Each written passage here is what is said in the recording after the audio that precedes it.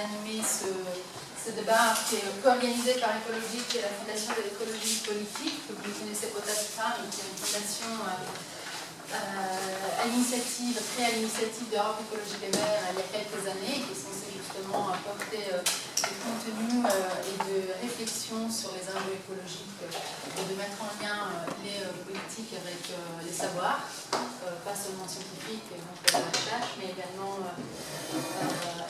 les savoirs citoyens, était celle de travailler sur les nouvelles formes d'engagement, au miroir des formes traditionnelles et des formes contemporaines d'engagement. Donc on vient d'animer, si on est un peu en retard, j'en suis désolée, un atelier sur les archives, dont il était question également de pétitions, puisqu'on a monté une exposition qui est Barnum des régions avec des anciennes affiches de pétitions papier des années 70. Et donc je suis ravie qu'on puisse maintenant se mettre à la page et travailler sur la pétition en ligne avec les intervenants, que je remercie d'être là.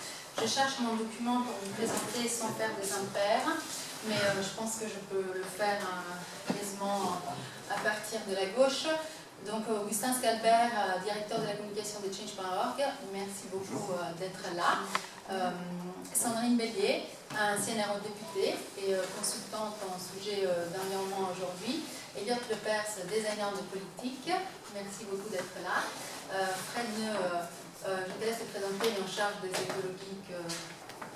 Voilà, qui est un groupe militant d'Europe écologique qui essaie de pousser le mouvement à utiliser les outils numériques pour changer la façon de faire de la politique dans l'Europe écologique. Voilà, et Emmanuel Riva, chercheur et également consultant de l'agence PARC, qui travaille sur ces questions et qui a une grande expérience dans ce sujet. Donc le titre de cet atelier, Je pense de la planète en Afrique, est évidemment un clin d'œil. Fred, tu peux peut-être en dire plus?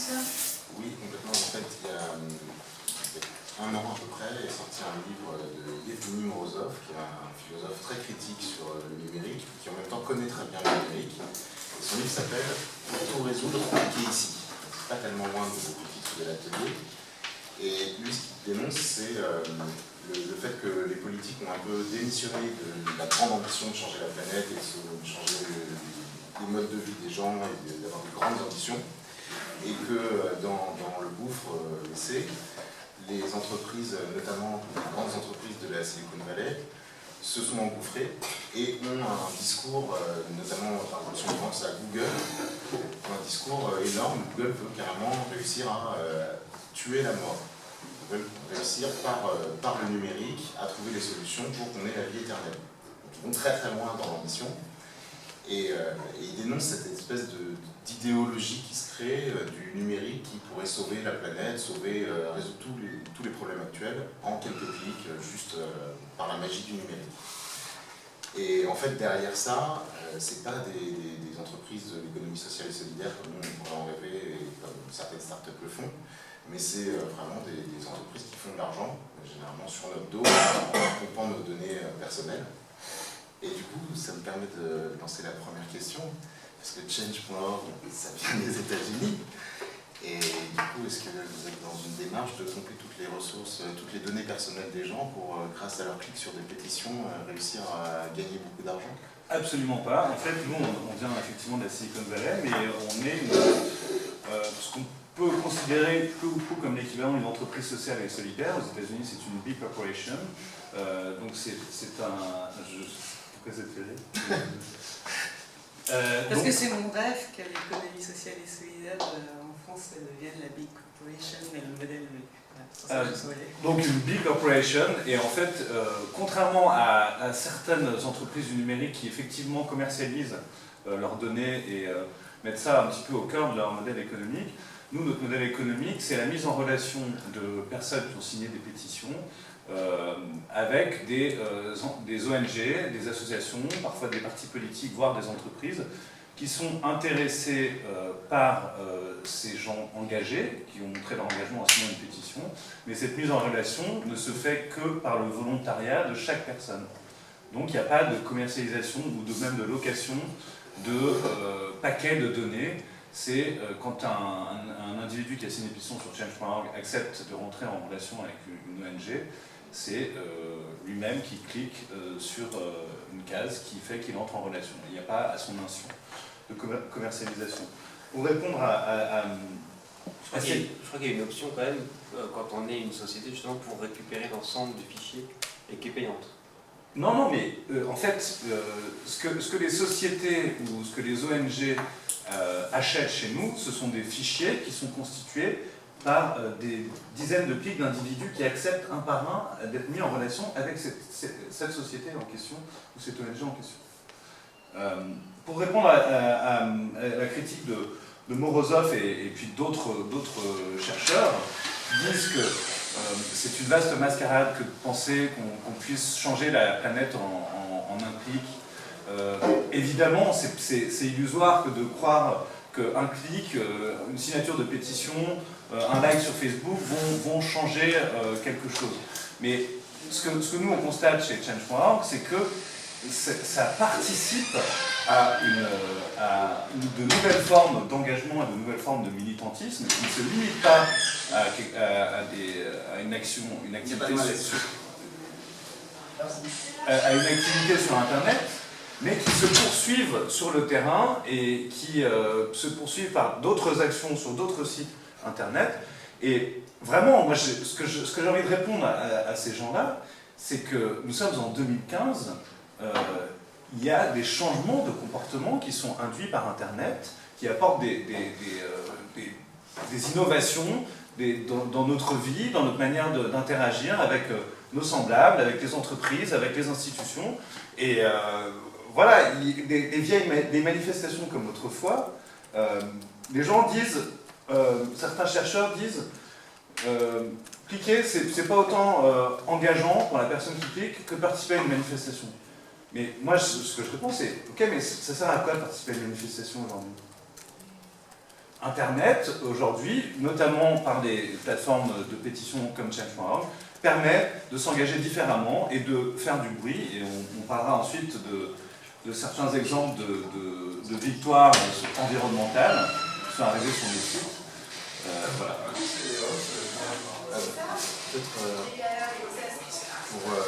Peut-être pour qu'on comprenne bien, est-ce que tu peux prendre un ou deux exemples de pétitions qui ont eu un rapport avec les thématiques écolo Alors, déjà, je vais vous donner quelques chiffres sur l'écologie sur nos plateformes. Donc, Change.org est la première plateforme, la plus importante plateforme de pétition en ligne dans le monde. Nous avons un peu plus de 112 millions d'utilisateurs dans 196 pays. Et sur ces 112 millions d'utilisateurs, il y en a 35 millions qui ont soutenu des pétitions environnementales. Au total, sur ces 112 millions, il y en a 43 millions qui ont participé à des pétitions victorieuses. Ça, c'est pour répondre au fait que des critiques qui disent que cliquer ne sert à rien. Nous avons des équipes dans 20 pays sur la planète. Et la France est la cinquième pays où les utilisateurs sont plus intéressés par les causes environnementales. Derrière les États-Unis, l'Italie, l'Allemagne, l'Inde, et devant l'Espagne, le Mexique, le Canada, la Turquie et le Japon. Les personnes qui signent des pétitions sur des causes environnementales sont à 57% des femmes et à 43% des hommes. Alors que l'ensemble des gens qui signent des pétitions sur Change.org sont à 66% des femmes et à 33% des hommes. Et ces pétitions, donc l'environnement est la troisième cause la plus soutenue sur Change.org, derrière la justice économique et la transparence administrative.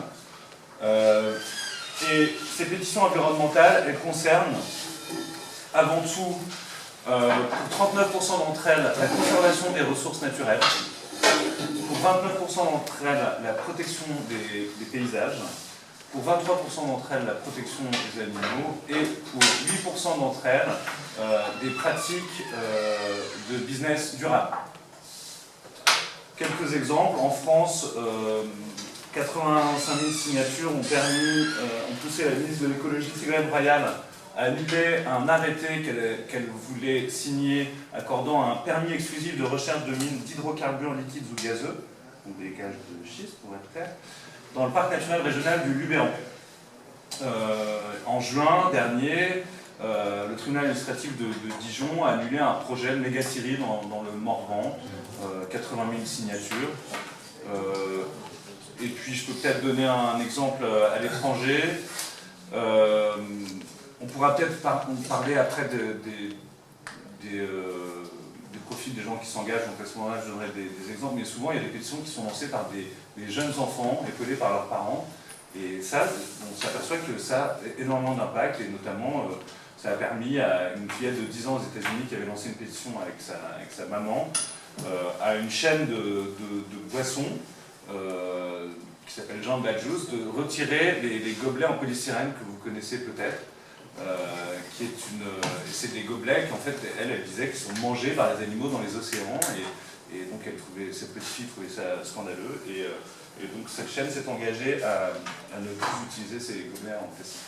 J'aurais juste revenir et ça ira dans le sens du propos, que les actions trouvent des issues favorables, pas seulement parce qu'il y a eu une pétition sur Internet ou un clic, et je vais prendre l'exemple de la série du Morvan, puisque c'était sur mon territoire, ma circonscription d'eurodéputé, et que je suis allée sur le territoire. Il y a eu une ZAD également. Donc le site a été occupé, il y a eu donc une occupation physique et pacifiste, ce qui a contribué notamment à ce que la presse se saisisse du sujet, et donc ça participe à ce qu'ils prennent une dimension qui allait au-delà du simple territoire et du projet qui était concerné, d'une part. Et puis, il y a eu aussi, c'est pour dire que toutes les actions sont complémentaires, il y a eu des actions en justice qui ont été engagées également en vue de l'annulation de l'autorisation et qui ont été gagnées par les associations.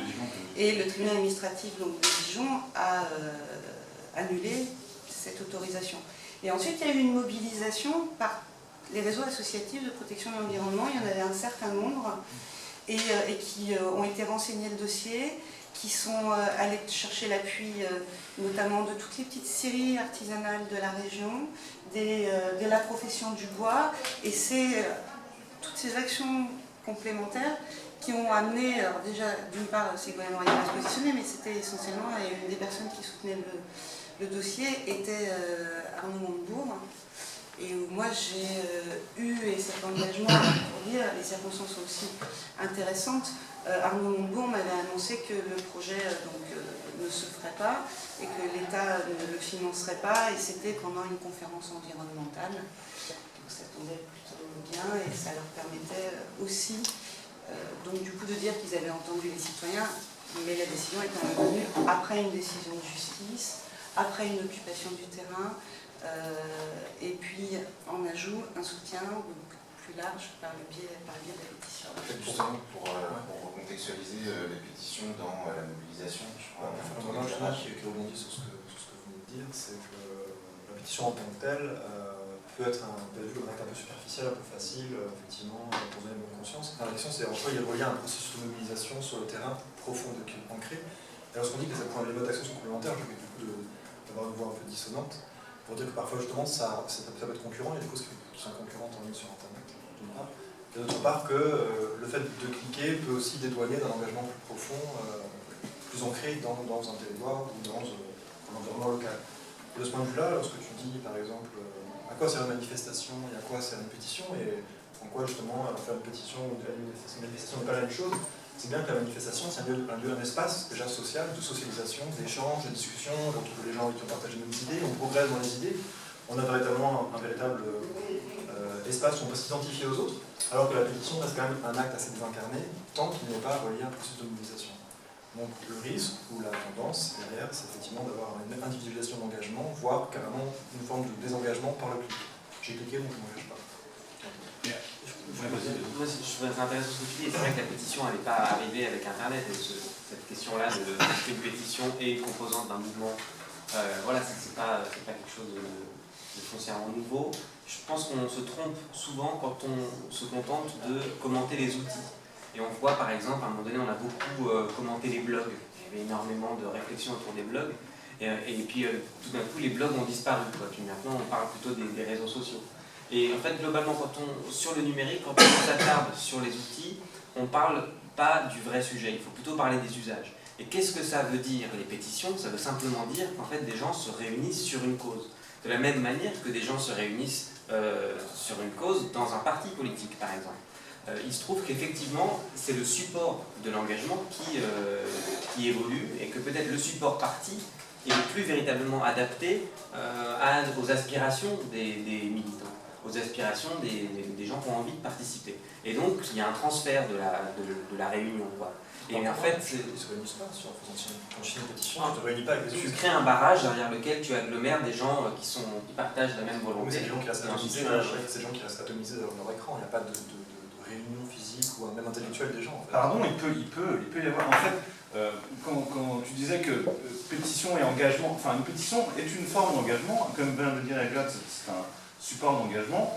Mais par exemple, pour ce qui est de notre site, change.org, la page devient un hub en fait, pour toute la cause, sur laquelle on peut mettre des couvertures médiatiques de cette cause-là, mais aussi des tweets, des partages Facebook, et appeler à une action, un rassemblement physique des gens à tel endroit.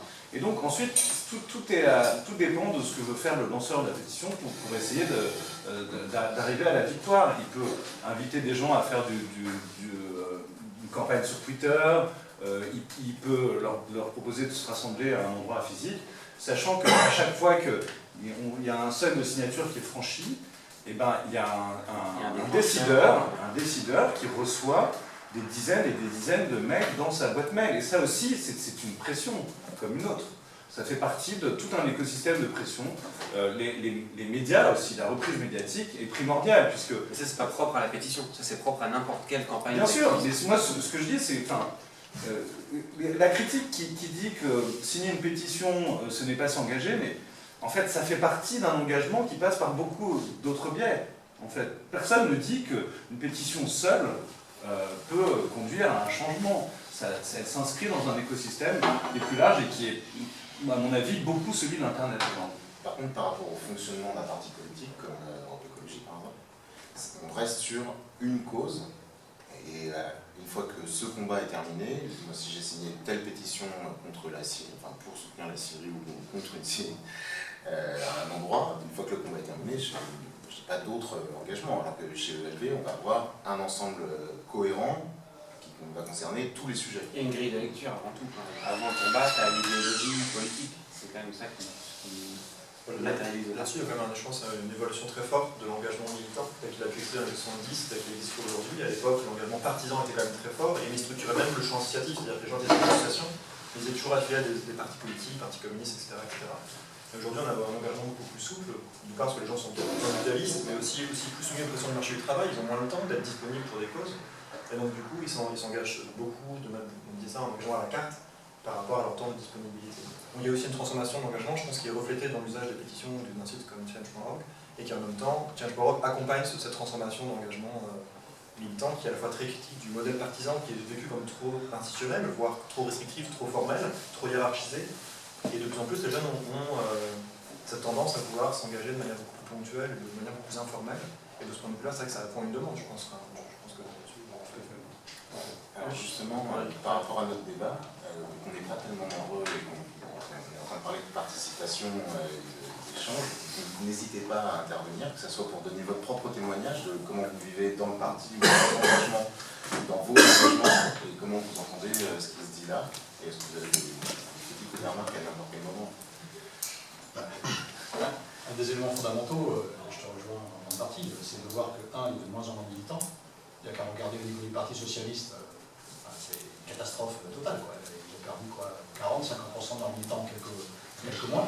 Et pas que dans les partis, puisque les associations connaissent le même mouvement, les syndicats connaissent le même mouvement. Il n'y a jamais eu autant de bénévoles en France. Oui, il y a 16 millions de bénévoles en France. En tout cas, sur les partis politiques et sur les syndicats, ça revient. Ouais. Sur les partis politiques, sur les syndicats, ça revient. Il y a toujours une chute après une élection présidentielle. On a une forme de militantisme qui est en train de disparaître. Elle est en train de muter. Donc, et on voit également au niveau des lecteurs, les lecteurs ne se retrouvent plus complètement dans la politique telle qu'elle est constituée aujourd'hui, sous la forme représentative. voter pour quelqu'un qui va te représenter, dans un monde qui est de plus en plus complexe, avec une lisibilité politique qui est compliquée. Je prends l'exemple de l'Europe Écologie Les Verts, on peut être écologiste et se poser des questions sur la PMA et GPA. Donc arrive un moment, effectivement, dire je vais me faire incarner par un parti politique, me faire représenter par un parti politique qui va dégager de schiste à la PMA GPA, ça peut devenir complexe. Donc on a une forme de militantisme effectivement par projet. Une forme de militantisme par projet, où on peut très bien se dire sur cette partie, je me retrouve dans la position d'Europe Écologie, par contre sur tel ou tel item, je ne m'y retrouve pas complètement, donc je ne vais pas prendre ma carte. Donc je vais plutôt postuler à des actions assez précises sur des sujets qui m'intéressent, sur lesquels je vais travailler, et ça peut prendre des formes physiques, des formes différentes. Donc il y a vraiment une évolution. Je termine juste là-dessus. Pour moi, il n'y a pas d'opposition. Tous ces éléments-là se complètent. Simplement, on est dans des systèmes un peu figés, qui n'ont pas encore réussi à penser l'articulation. On va avoir besoin, je pense, de penser l'articulation de ces systèmes. Aujourd'hui, on les voit émerger. On n'a pas encore réussi à tisser les liens pour voir comment fonctionner tous ensemble.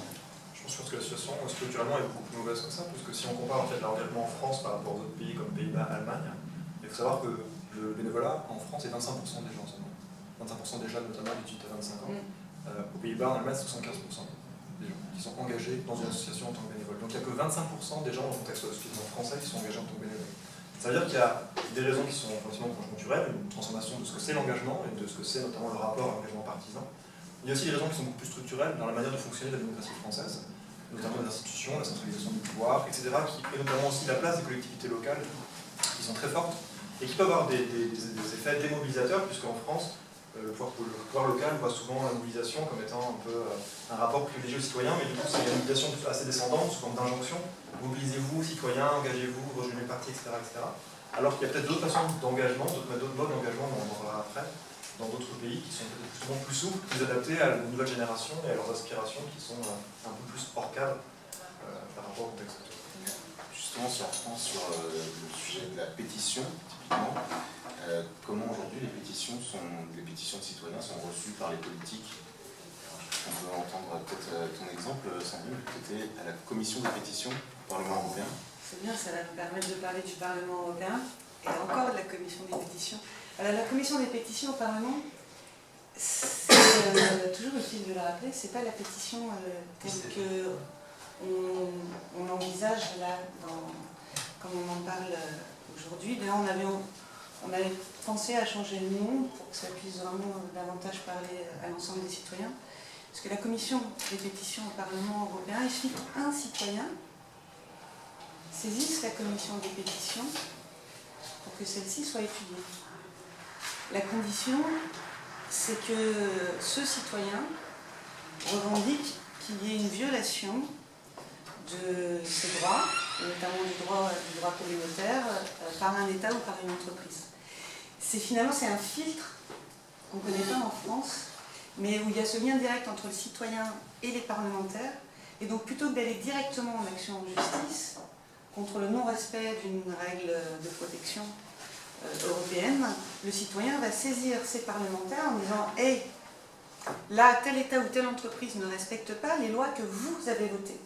Donc, jouez de votre pouvoir politique au sein des institutions et dans les institutions pour faire respecter les lois que vous avez fait voter. » C'est ça la commission des pétitions. Donc ça, c'est un modèle qu'on connaît assez peu en France et qu'on n'imagine pas. Alors moi, du coup, j'ai découvert cette commission et j'en ai joué, comme on parlait, sur différents dossiers. Du coup, en l'utilisant à la fois, comme on a la pratique de la pétition à la française, donc en tentant de porter des pétitions qui étaient relayées par le plus grand nombre, et la pétition par Internet, c'était soit avec Change.org, soit avec Havas. Et il y a eu plusieurs dossiers, je voulais en citer au moins 4, parce que l'impact que ça a eu, mais je vais faire très très court. Je sais, je pourrais parler des heures d'ACTA, mais du coup j'en parlerai très rapidement. Parce que les impacts ont été un peu différents sur ces 4 dossiers. Le premier, ça va aller assez vite, parce qu'on avait une violation du droit communautaire, c'est le dossier de Notre-Dame-des-Landes, qui a été porté devant la commission des pétitions. Et là, on avait une mobilisation, et notamment des associations, c'est comme on parlait comme pour la Syrie dans le Morvan, c'est venu en action complémentaire, Et ça s'est très très vite inscrit, parce que le dossier était très difficile politiquement, dans l'action juridique. Donc ça a été porté devant la Cour de justice de l'Union européenne, parce qu'on avait une violation des droits communautaires flagrante et que la question ne pouvait pas se régler politiquement. Autre exemple, où là du coup ça a permis un levier politique, c'est sur les gaz de schiste.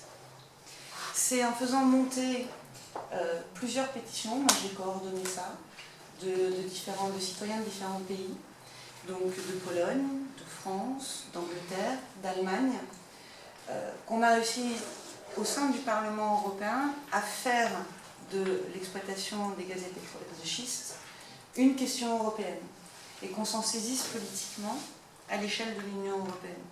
Et ça nous a permis de faire obstacle, notamment à une volonté politique, d'inclure les gaz et pétrole de schiste en fait, dans le pacte et dans le paquet énergétique européen.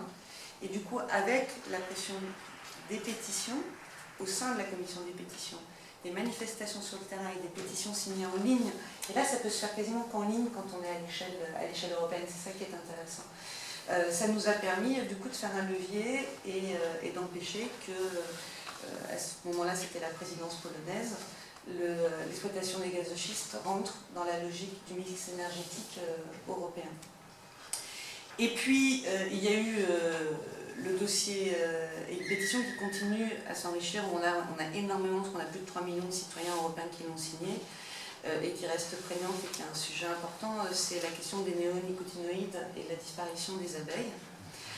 Là, ça a été, pour le coup, puisqu'on n'avait pas de violation du droit communautaire, moi j'ai joué sur l'ambiguïté de la commission des pétitions, pour là arriver avec une pétition internet signée par plus de 3 millions de citoyens, et amener le débat, et du coup m'en servir en commission environnement au moment d'un rapport parlementaire et d'un bras de fer avec la commission pour suspendre 3 néonicotinoïdes à l'échelle de l'Union européenne.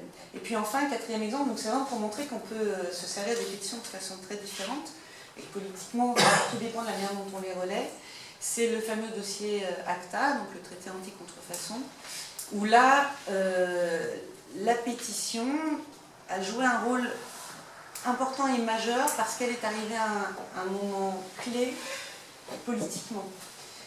En 3 semaines, il y avait plus d'1 million de citoyens qui avaient signé, donc à l'échelle de l'Union européenne, la pétition pour que les parlementaires votent contre ACTA. Et c'est tombé exactement au moment où un certain nombre de parlementaires sur le territoire européen, donc pas de parlementaires européens, mais de parlementaires nationaux, s'étaient saisis du sujet politiquement, donc c'est venu en relais à l'échelle de l'Union européenne, avec une action qui a été menée notamment par la Quadrature du Net, donc en relais, ce qui était dit, de pourrir les boîtes mail des parlementaires européens, de jouer, moi c'est pour ça que j'ai utilisé à l'époque le terme de lobby citoyen, quand bien même Jérémy Zimmerman me disait non, ça n'a pas de sens parce qu'il n'y a pas de lobby citoyen, c'est l'action citoyenne tout court. Mais j'avais utilisé cette expression parce qu'ils ont utilisé en fait les méthodes de lobby qu'on connaît en fait à Bruxelles. C'est-à-dire, et que moi j'avais découvert au début du mandat, parce qu'on renégociait un paquet pharmaceutique, et l'industrie pharmaceutique qui appelait au bureau 8 fois par jour, qui harcelait les assistants parlementaires pour réussir à parler à la députée et puis pouvoir vendre leurs propositions. Là, du coup, la Quadrature du Net a mis en application, pour qu'il y ait un relais à la pétition qui avait été signée, et cet engagement citoyen, juste du clic, pour que chaque citoyen, du coup, appelle les bureaux des parlementaires, quand on a été français, ces parlementaires français, toutes formations politiques confondues. Ça a été relayé dans plusieurs langues, et les citoyens ont harcelé leurs parlementaires, et ce qui a eu un impact très important, parce qu'en général, quand on vote un texte au Parlement européen, on a des rapporteurs par groupe politique, et chacun fait confiance à ses rapporteurs. Et beaucoup de parlementaires européens votent des textes dont ils ne connaissent pas le contenu. Parce qu'ils n'ont pas le temps de tout lire. Parce qu'ils n'ont pas le temps de tout lire, et parce que du coup, voilà, la position est portée par le chef de groupe qu'on va nommer. Et là, on a agi du coup de deux manières. D'une part, en s'appuyant sur la pétition, en organisant une conférence de presse, en lettré, ce que ça représentait concrètement 1 million de citoyens qui disent non. Et avec le groupe des écologistes, on a invité le rapporteur des socialistes à cette conférence de presse pour lui présenter la pétition. La présidente de la commission des pétitions qui, elle, appartenait au groupe du PPE, donc de la droite du Parlement. Et face à la nuée de journalistes qui avaient répondu à l'invitation, l'un et l'autre se sont retrouvés obligés de considérer, de prendre en considération l'interpellation qu'1 million de citoyens européens venaient de leur adresser. Donc, ça a lancé le débat au sein du Parlement européen, et les coups de fil, passés par les uns et les autres, ont amené un certain nombre de parlementaires, un maximum de parlementaires, à s'interroger sur ce que contenait le texte et sur ce sur quoi ils allaient voter. Et si on a gagné, c'était en juillet 2012, c'est pas parce que tout le monde a voté contre, c'est que les partisans du texte, au regard de la mobilisation citoyenne, au regard de l'avis des experts, des universitaires qui énonçaient que le texte portait atteinte aux libertés publiques, et comme ils se savaient observés, ils se sont abstenus. Et l'abstention a permis de faire que ceux qui ont eu le courage de voter contre ce texte constituent une majorité, et que pour la première fois dans l'histoire de l'Union européenne, le Parlement européen, donc les élus au suffrage universel direct, la seule instance européenne qui a une légitimité démocratique, fasse obstacle à un traité international. C'est intéressant, c'est qu'il y a par exemple, parce qu'on voit deux aspects. Le niveau européen fait que tu disais que la mobilisation, enfin, Internet est très adapté à une mobilisation à l'échelle européenne. Il y a deux côtés dans ce que tu disais, le côté la pétition et Internet comme un endroit pour réinventer des nouveaux outils, ce que tu disais avec la Quadrature du Net qui met à disposition un système pour téléphoner gratuitement à son député jusqu'à Bruxelles.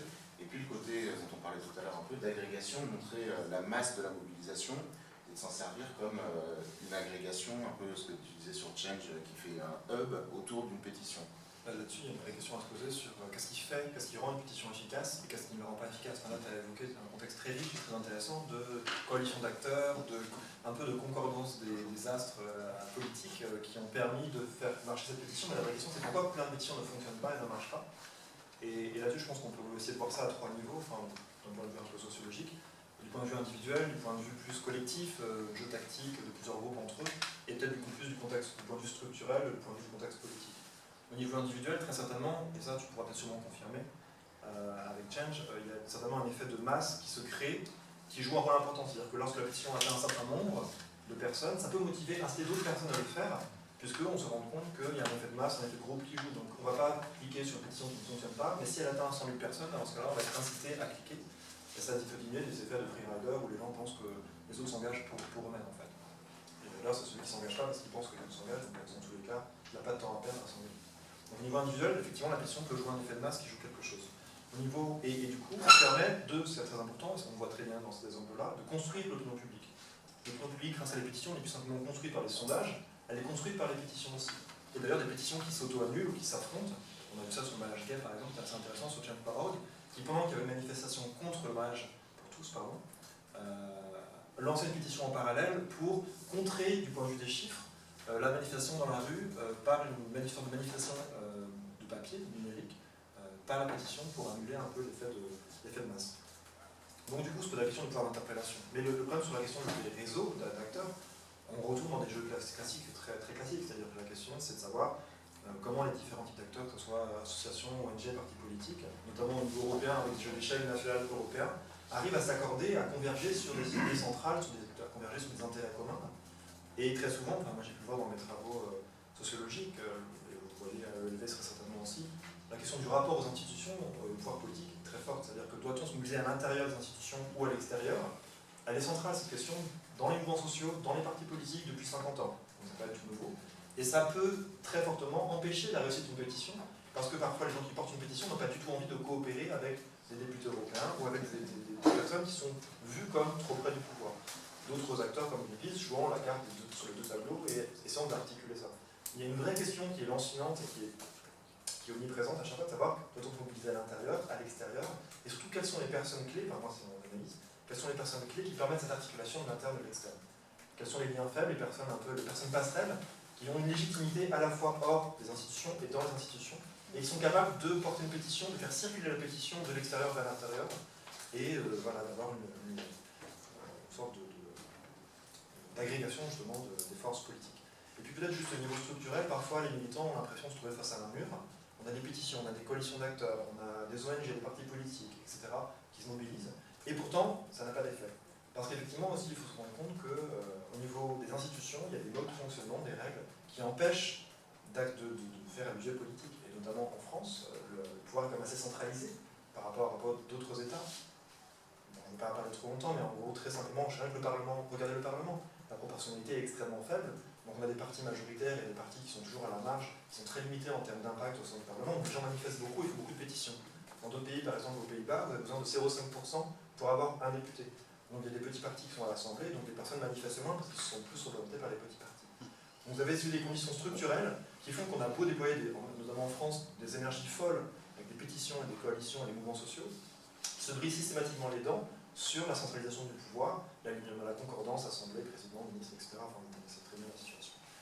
Donc très clairement, en fait, lorsqu'il y a des actions comme des pétitions, même en ligne ou pas, la question se pose de savoir quelles sont les forces, quel est le rapport de force, quelles sont les fenêtres d'opportunité qui existent, et est-ce que notamment les élites en face sont divisées ou pas, et au niveau européen, ce qui fonctionnera sûrement, ce sont plus des factions politiques que des partis politiques, donc il y a plus de facilité à diviser les acteurs ou à faire effriter en tout cas des divisions sur ces questions européennes. J'ai peut-être apporté quelques compléments sur les règles qui font qu'une pétition fonctionne ou pas. C'est intéressant dans ce que tu viens de dire, Emmanuel, parce que nous notre expérience à Change.org recoupe beaucoup de choses que tu viens de dire par l'expérience en fait. Une petite précision peut-être, nous contrairement à d'autres plateformes de pétition comme Avaz.org qui est la deuxième par ordre d'importance dans le monde, nous ne soutenons pas les causes, nous ne nous engageons pas en tant que Change.org derrière quelque cause que ce soit, nous apportons un outil aux gens qui ensuite s'en saisissent pour porter leur cause. Et ce qu'on constate dans ce contexte-là, c'est que les pétitions lancées par des structures existantes, comme des associations, des syndicats, voire des partis politiques, fonctionnent beaucoup moins, ou même un collectif ad hoc lancé par des voisins, par exemple, contre la destruction d'arbres centenaires dans un village, donc c'est arrivé plusieurs fois. Si jamais il décide de s'appeler les habitants de Trifouilly contre la destruction des arbres, ça fonctionnera moins que s'ils décident de choisir un parmi eux qui va lancer la pétition au nom de tous les autres et qui va s'appeler Monsieur Philippe Martin, moi je suis un... et qui pourra incarter oui, bon, un autre nom alors. Monsieur Martin Philippe. Moi j'incarne cette pétition. Donc ça c'est la première règle très importante que nous constatons en fait. En fait on n'y peut rien, c'est comme ça, sur les milliers de pétitions qui sont lancées sur Change.org, on constate que celle qui marche, première règle, il faut que ce soit un lanceur individuel, qui soit à même d'incarner lui-même sa pétition et son combat, et de dire, bah, moi, notamment dans les médias, mais aussi auprès des décideurs, moi j'ai lancé cette pétition parce que je suis personnellement impacté par cette décision que vous, élus, vous avez prise, parce que vous, entreprise, vous mettez tel produit dégueulasse dans quelque chose que mon fils mange, et moi-même j'ai décidé de lancer cette pétition pour combattre tout ça. Ça correspond à cette ère dans laquelle nous sommes, qu'on le veuille ou non, qui est celle du storytelling. Deuxième règle importante pour qu'une pétition marche, il faut que la demande soit unique et qu'elle soit précise. Si vous lancez une pétition en disant « mettons fin au changement climatique », ça ne peut pas marcher. Pourquoi ? Parce que le changement climatique a trop de paramètres en fait qui entrent en compte. Et du coup, vous ne pourrez pas, avec une demande tellement vague, aboutir à une victoire. Et ça va avec la troisième règle, qui est celle d'une cible, donc un décideur, qui soit lui-même en position de changer, d'apporter le changement que vous vous demandez.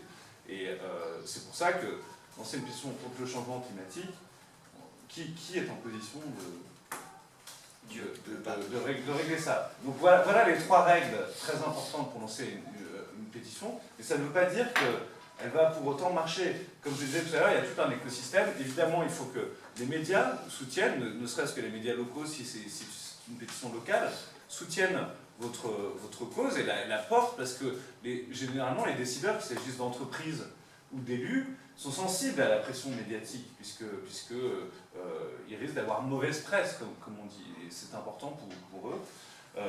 Un contre-exemple, une pétition qui ne marche pas malgré toutes les règles que je viens de dire, c'est en septembre dernier, il y a un an, quand le secrétaire d'État Thomas Thévenoud a été démissionné du gouvernement parce qu'il n'avait pas déclaré ses impôts. Un utilisateur de Change.org, qui était un militant UMP d'ailleurs, a lancé une pétition en disant qu'il faudrait qu'il démissionne aussi de son siège de député, puisqu'il se déclare phobique administratif, mais en même temps il vote les lois qui façonnent l'administration. Pas très logique. Et donc cette pétition a beaucoup marché, elle a rassemblé quelque chose comme 130 000 signatures en quelques semaines, et Thévenoud a fait la sourde oreille. Et pourtant, il recevait des alertes, comme je disais tout à l'heure, dans sa boîte email. Et il a fait le dos rond, Thomas Thévenoud, pendant quelques 6 mois, avant de revenir sur la scène. On l'a vu il y a quelques mois, là. Et donc voilà, tout ça pour dire que tout dépend de la bonne volonté du décideur qui est en position d'apporter le changement demandé par le lanceur de pétition. Moi, sur les exemples de je vais réagir. les personnifications, pour ACTA et les abeilles, par exemple, c'était pas le cas. C'est 2 pétitions qui ont réuni énormément de signatures, et sur les néonicotinoïdes encore. Et pourtant, c'est pas porté par un individu. Pardon, j'aurais dû préciser, il y a aussi des pétitions lancées par les associations qui marchent. Mais généralement, ça marche mieux quand c'est un individu.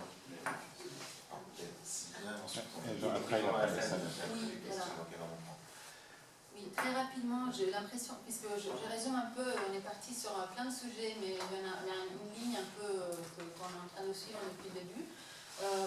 J'ai l'impression qu'on parle du même outil, effectivement, des mobilisations des années 70 que les écologistes ont bien connu, avec des moyens en revanche très très puissants. Parce que là, vous avez parlé tout à l'heure, Augustin, de 5 millions environ d'usagers de la plateforme .org, change.org, et Avaz m'a envoyé pas plus tard qu'il y a un mois un mail en me disant mes serveurs sont en train de s'écrouler, on a besoin de vous puisqu'on a trop de données qui sont transmises, on ne sait plus comment les gérer. Donc on a l'impression que le phénomène explose avec des moyens effectivement très très puissants. Et puis l'exemple européen effectivement de Sandrine était très motivant aussi pour fonctionner sur 5 pays et pour coordonner une action sur 5 pays. Les outils numériques effectivement nous font avancer là où les écologistes européens probablement prenaient le train pour pouvoir recueillir 45 000 signatures et encore. Donc j'ai l'impression qu'on est sur le même outil, en revanche avec une nuance qui est celle de qu'est-ce qu'on en fait dans la relation au pouvoir et comment effectivement ça interroge les pratiques militantes et aussi un renouveau démocratique, puisqu'on a parlé tout à l'heure d'une peut-être une déconnexion, un manque de confiance dans la représentativité des institutions, une volonté d'agir individuellement, en tout cas, et d'être un peu initiateur de quelque chose en permettant aux autres la possibilité de s'agréger, mais de simplifier aussi les enjeux. Et ça, ce que